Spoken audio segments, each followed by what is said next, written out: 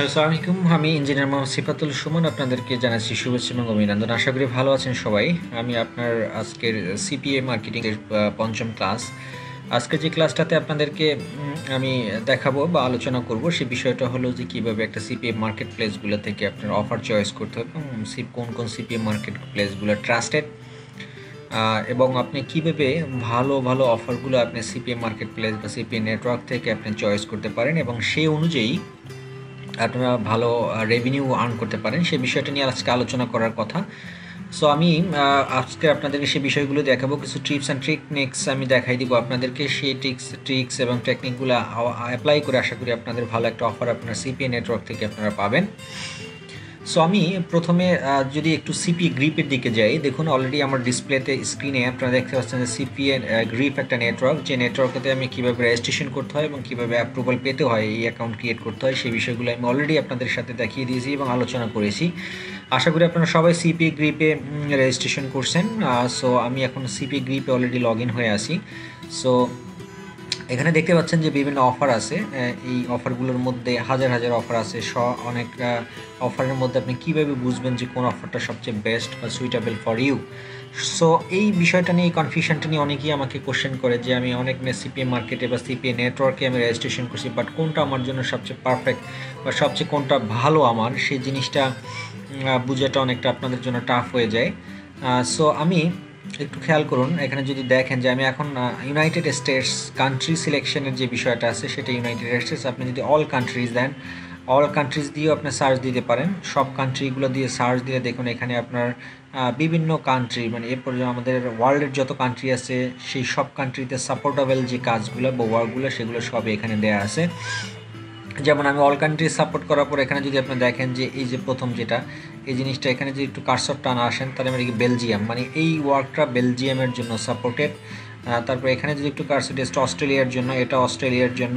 তারপর এটা হলো ইউনাইটেড কিংডমের জন্য। সো সিপিএ মার্কেটিংয়ের জন্য আমি সবচেয়ে আপনাদেরকে সাজেশন করব বেস্ট অপশন হলো ইউনাইটেড স্টেট। বিকজ আপনি যদি অডিয়েন্স বা ইউনাইটেড স্টেটের কান্ট্রিগুলার সাপোর্টের যে ওয়ার্কগুলো সেগুলো নিয়ে আপনি কাজ করেন তাহলে আপনি ভালো রেভিনিউ আর্ন করতে পারেন। বিকজ ইউনাইটেড স্টেটের যে পাবলিক বা ইউনাইটেড স্টেটের যারা সিটিজেন তারাই মূলত সিপিএ মার্কেটগুলোতে বেশি যায় এবং সিপিএর অফারগুলো তারা এনজয় করে। সো আমি আপনাদেরকে প্রথম সাজেশন যেটা দিতে চাই সেটা হলো যে আপনারা অবশ্যই ইউনাইটেড স্টেটটা সিলেক্ট করে তারপর এখান থেকে আপনারা অফারগুলো চয়েস করবেন। আমি তাহলে অল কান্ট্রি থেকে এখন ইউনাইটেড স্টেটে চলে আসলাম। এরপর একটু ডান দিকে দেখুন আপনি টাইপস আছে, অল টাইপস, ডেস্কটপ ভার্সানও আছে, এখানে মোবাইল ভার্সানও আছে। আপনি দুইটা ভার্সনই যারা সাপোর্টেড সেটাই আমি চয়েস করবো। এখানে আলাদা আলাদা করার কোনো দরকার নেই, কারণ অনেক ইউনাইটেড স্টেটে এখন মানুষ সবাই অনেকেই মোবাইল ইউজ করে, আবার কেউ ট্যাব ইউজ করে, কেউ ল্যাপটপ ইউজ করে, কেউ ডেস্কটপ ইউজ করতে পারে। অতএব এখানে আর সর্টেড আউট করার কিছু নেই। আমি বলবো যে আপনাদেরকে এখানে অল টাইপস যেটা, সেই অল টাইপসটা সিলেক্ট করি, আপনারা তারপরে সার্চ দিবেন। দেখুন ইউনাইটেড স্টেট গেল, তারপর অল টাইপস গেল। এরপর হলো যে ক্যাটাগরি, কোন টাইপসের কাজগুলো আপনি আসলে মূলত প্রথম দিকে যারা ইনিশিয়াল আপনার বিগিনার একদম নতুন আপনারা তাদেরকে করা উচিত। সেই ক্ষেত্রে আমি আপনাদেরকে বলবো যে প্রথম দিকে আপনার যে কাজগুলো করবেন ছোট ছোট পরিসরের কাজ। ছোট ছোট পরিসরের কাজ কি, ধরুন অনেক ধরনের কাজই আছে, এমনও কাজ যে আমি যদি আপনাদের একটু দেখাই যে ইমেল সাবমিট। এখন আমি ইমেল এবং পিন সাবমিট এই জিনিসটা সিলেক্ট করে যখন সার্চ দিই তখন আপনারা এই ডিসপ্লেতে দেখবেন যে যত ধরনের ইমেল সাবমিট রিলেটেড কাজ আছে সেইগুলোই এখানে শো করতেছে। তো এখানে ইমেল সাবমিট বলতে আমি কী বোঝাচ্ছি, সেটা হলো যে কাজটা হলো এরকমের যে আপনি যে প্রোডাক্টটা প্রমোশন করতেছেন সেই প্রমোশনের যে পেজটা একটা ভিউয়ার্স পেলো, সেই ভিউয়ার্সের ওখানে একটা অপশন থাকবে যে তুমি যদি এই প্রোডাক্টটা, তুমি যদি ফ্রি অফারটা এনজয় করতে চাও তাহলে তোমার জাস্ট এখানে ইমেলটা সাবমিট করো, ইমেলটা ইনপুট দিয়ে তুমি জাস্ট সাবমিট বাটনে ক্লিক করো, তাহলেই তোমার এই অফারটা তুমি পেতে পারো। সো এটা কিন্তু একটা সিম্পল, মানে এটা যদি আপনি 100 জন মানুষের কাছে এই প্রমোশনটা করেন, আমি আশা করি অ্যাটলিস্ট 20 থেকে 30% মানুষ কিন্তু আপনার এই ইমেল সাবমিট করতে কেউ ভয় পায় না। কারণ এটা চিন্তা করে যে আমি যদি একটা ইমেল সাবমিটের বিনিময়ে যদি আমি একটা স্যামসাং মোবাইল পেয়ে যেতে পারি লটারির মাধ্যমে, তো খারাপ কি? এখানে তো তার কোনো ইনভেস্টমেন্ট করতে হচ্ছে না, বা এখানে তার 2 ঘন্টা কাজও করতে হচ্ছে না। সিম্পলি একটা তার জাস্ট ইমেলটা ইনপুট দিয়ে সে সাবমিট করে দিল, এটা তার জন্য একটা রিজনেবল এবং অত্যন্ত সহজ, এবং এটা উইদাউট এনি ইনভেস্টমেন্ট ছাড়াই সে কাজটা করতে পারতেছে।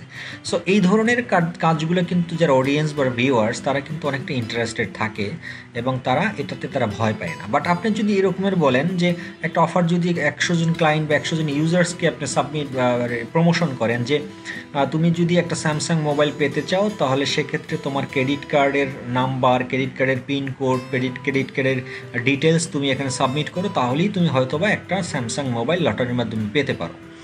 এই ধরনের কাজে কিন্তু মানুষ একটু ভয় পাবে, স্বাভাবিকভাবে আপনিও ভয় পাবেন, যে চিন্তা করবেন যে আমি যদি আমার ক্রেডিট কার্ডের নাম্বার টাম্বার ডিটেলস সব কিছু দিয়ে দিই সেক্ষেত্রে হয়তো বা আমার ক্রেডিট কার্ড থেকে টাকা কেটে ফেলতে পারে, বা এখানে কোনো সাইবার ক্রাইম হতে পারে।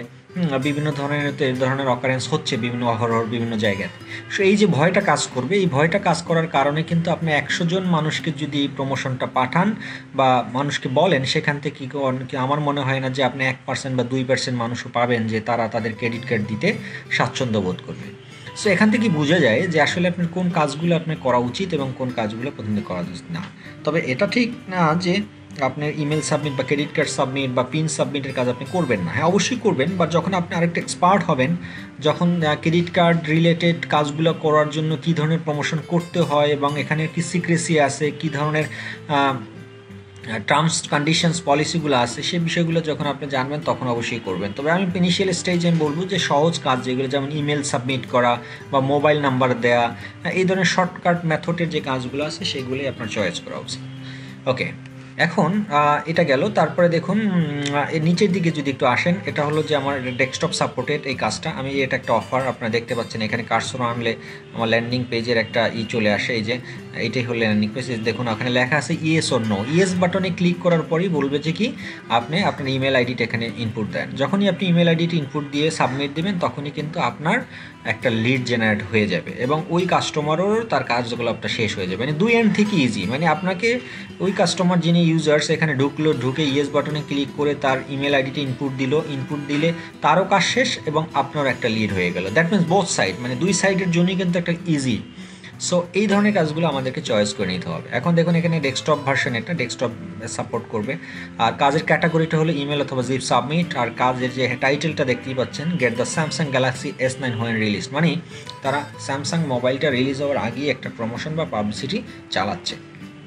এবং এখানে যেটা দেখতে পাচ্ছেন সেটা হলো পে আউট $1.73, মানে প্রত্যেক ব্যক্তি যদি যে কোনো একজন ব্যক্তি যদি তার ইমেল সাবমিট করে সেক্ষেত্রে আপনি প্রতিজন থেকে অ্যাগেনস্টে আপনি $1.73 ফ্রি করবেন। এরপরে আসেন, এখানে দেখুন একটা লেখা আছে যে নেট সিআর মানে এই বিষয়টা আমি টেকনিক্যাল টার্মস অফ সিপিএতে আমি শিখিয়েছিলাম আপনাদের। সিআর মানে হলো কনভার্সন রেট। কনভার্সন রেট হলো যে পার্সেন্টেজ আকারে যদি আপনি চিন্তা করেন, এখানে 3.18%। দ্যাট মিনস প্রতি 100 জন থেকে 3 জন বা 4 জন ব্যক্তি আপনার এই ইমেলটা সাবমিট করে এই ধরনের প্যাকেজে। দ্যাট মিনস আপনি বুঝতে পারছেন যে আপনি যদি 100 জন মানুষের কাছে এই অফারটা পৌঁছাতে পারেন, সেখান থেকে আপনি হয়তোবা 4 জন ব্যক্তিকে আপনি পাবেন যারা আপনার এই ইমেলটা সাবমিট করবে। তো যদি 4 জন ব্যক্তিও আপনার ইমেল সাবমিট করে, তাহলে আমি একটু ক্যালকুলেশন করে আপনাদেরকে দেখানোর চেষ্টা করি ক্যালকুলেটর থেকে, তাহলে আপনাদের জন্য বিষয়টা একটু ক্লিয়ার হবে। আচ্ছা দেখুন, প্রতিজন থেকে আপনি পাবেন কত? $1.73।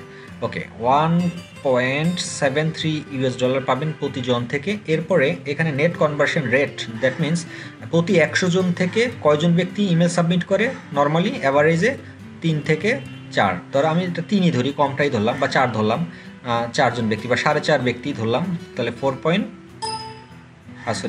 না, এটা ভুল বলছি আমি, 3.5 হবে। তাহলে আমার রেট ছিল কত? 1.73 ইন্টু 3.50, মানে 3.5 ব্যক্তি, তাহলে কত হলো আমার? $6। দ্যাট মিনস আমি প্রতি 100 জনের কাছে যদি এই প্রমোশনটা আমি পাঠাতে পারি, প্রমোশনটা আমি পৌঁছাতে পারি, প্রতি 100 জন ব্যক্তির কাছে যদি আমি এই জিনিসটা নিউজটা পাঠাতে পারি বা আমার এই অফারটা পাঠাতে পারি, তাহলে সেখান থেকে আমার $6 অ্যাভারেজ আমার ইনকাম থাকবে। তো এখন আপনি চিন্তা করেন যে আপনি কতজন কীভাবে মার্কেটিং করবেন, প্রমোশন যত বেশি করবেন ততই আপনার আর্নিংটা বেশি হবে। That means it's a proved, মানে এটা একটা প্রমাণিত, একদম প্রমাণিত, এখানে কোনো সন্দেহের কিছুই নেই যে একজন থেকে আপনি $1.73 পাবেন। এবং আপনি এখান থেকেই দেখতে পাচ্ছেন নেট কনভার্সন রেট কত? 3.18%। দ্যাট মিনস আপনার কনভার্সন রেট যত বেশি হবে ততই কিন্তু আপনার আর্নিং সোর্সটা তত বেশি। যদি এখানে কনভার্সন রেট আরেকটা আপনার 20% হতো, 20% হতো। 20% হলে কিন্তু আপনি চিন্তা করেন 20 ইন্টু $1.73, তার মানে কত টাকা? প্রায় $50 কিন্তু আপনার আর্নিং হতো প্রতি 100 জন থেকে। সো নেট কনভার্সন রেটটা যত ভালো হবে তো ওই ধরনের অফারগুলোই আপনাদেরকে চয়েস করাটা বেটার, সেক্ষেত্রে আপনার আর্নিং সোর্সটা বেশি হবে। এরপরে যে বিষয়টা আসে দেখেন নেট ইপিসি। ইপিসি হলো এস্টিমেটেড পার কস্ট। এই জিনিসটা হলো একটা অ্যাভারেজ আর্নিং, মানে আপনার প্রতি 100 জনকে যদি অ্যাভারেজ করা হয় সেক্ষেত্রে আপনি 0.04 পর্যন্ত আপনার রেভিনিউ থাকবে, সেটার একটা হিসাব।